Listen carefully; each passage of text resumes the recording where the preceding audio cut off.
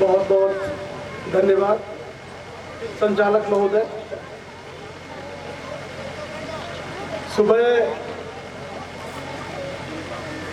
10 साढ़े 10 बजे से बहुत सारे माताएं बहनें यहाँ पर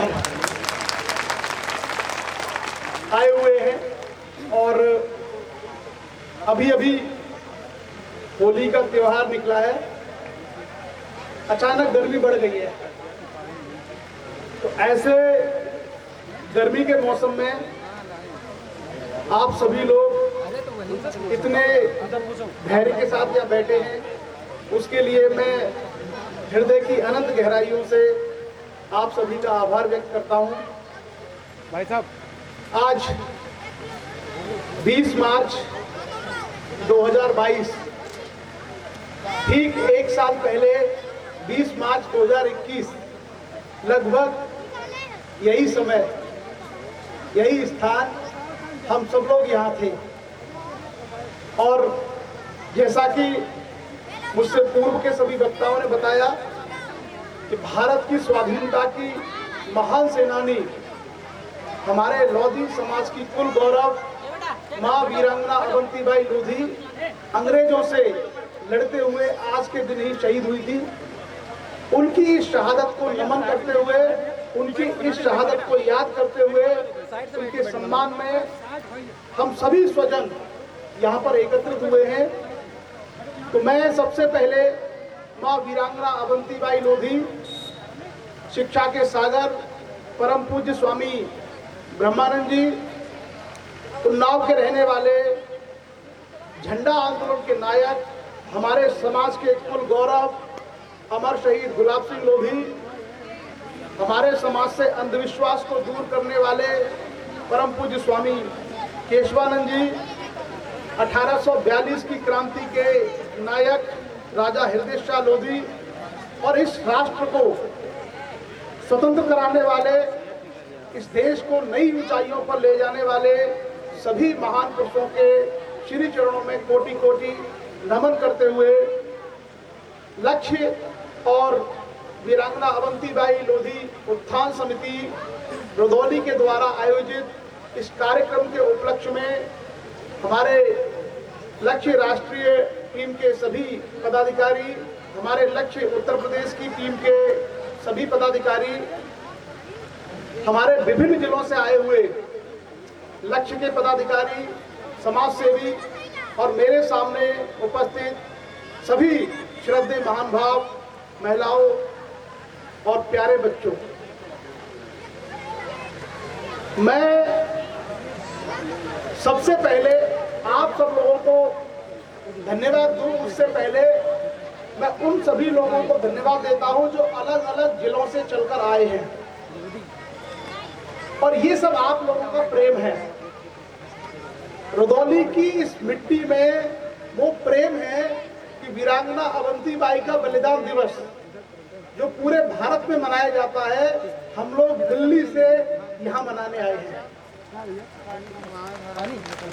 और ये ऐसा लगातार दूसरी बार हुआ है।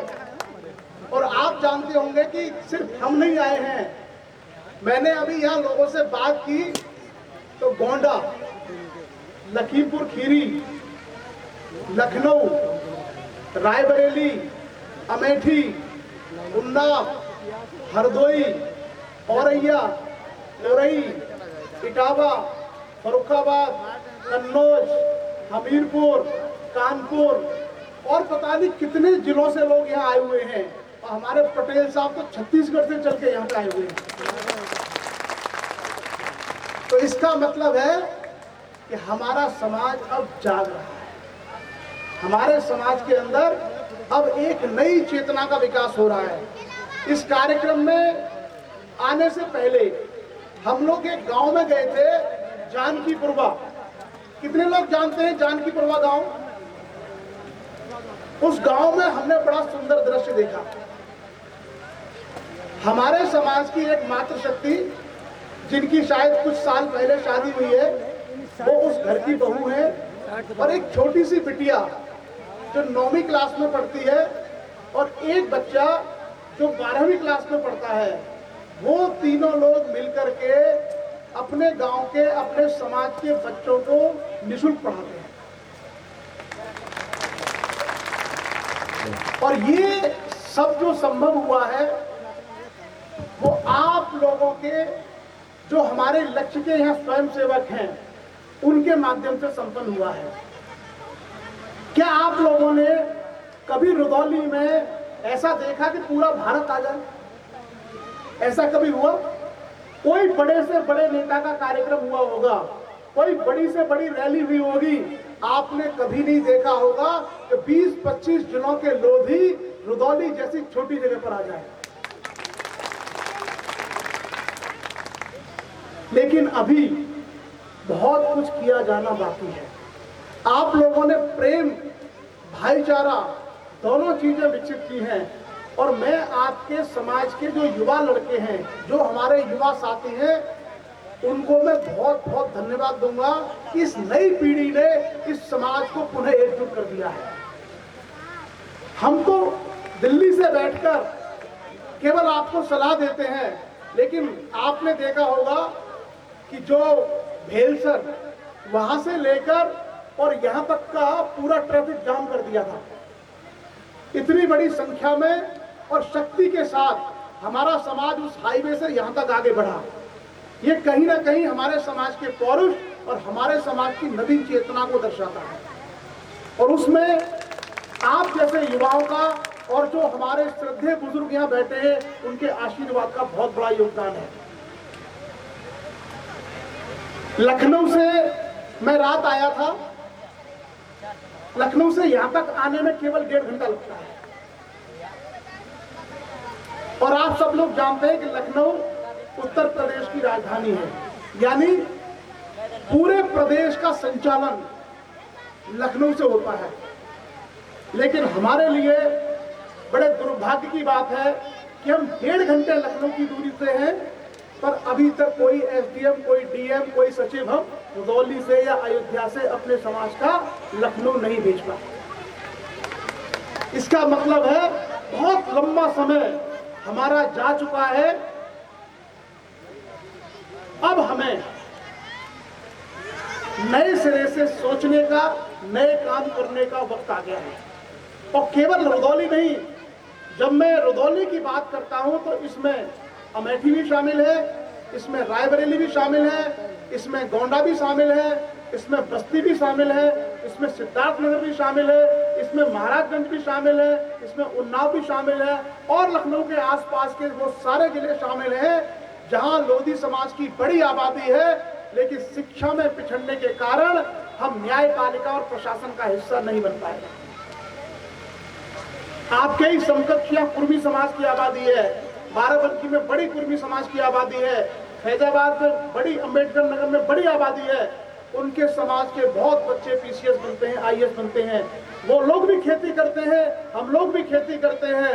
उनके लोग अफसर बनते हैं, डॉक्टर बनते हैं, इंजीनियर बनते हैं, लेकिन हमारे लोग नहीं बनते। इसका मतलब हमारे तौर तरीकों में, हमारी सोच में और तो और हमारी राजनीति में कोई ना कोई कमी रही है, जिसके कारण हमारा समाज वो स्थान नहीं बना पाया जो उसे बहुत पहले बना लेना चाहिए था। मुझसे पूर्व के वक्ताओं ने शिक्षा पर, ज्ञान पर, अनेक विषयों पर आपसे बात की है। मैं सीधा दिल से आप लोगों के सामने, आप लोगों के साथ में एक संवाद करूंगा जो समाज उत्थान का संवाद है। किसी भी समाज की तरक्की, किसी भी समाज का विकास को अगर हमें समझना है तो केवल एक छोटी सी बात आप मेरी समझ लेना कि हम पैसा कमाते कहां से हैं और पैसा खर्च कहां करते हैं।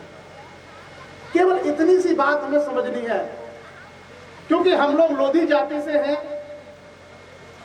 चाहे लोधी अयोध्या का हो, चाहे लोधी अलीगढ़ का हो, सभी लोधी खेती करते हैं मूलतः। तो आप लोग जानते होंगे कि हमारी जो कमाई है, हमारी जो इनकम है, उसका मेन जरिया है खेती बाड़ी करना।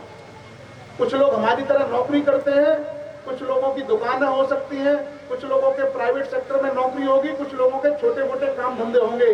लेकिन 90% हमारे समाज के लोग या तो खेती करते हैं या मजदूरी करते हैं।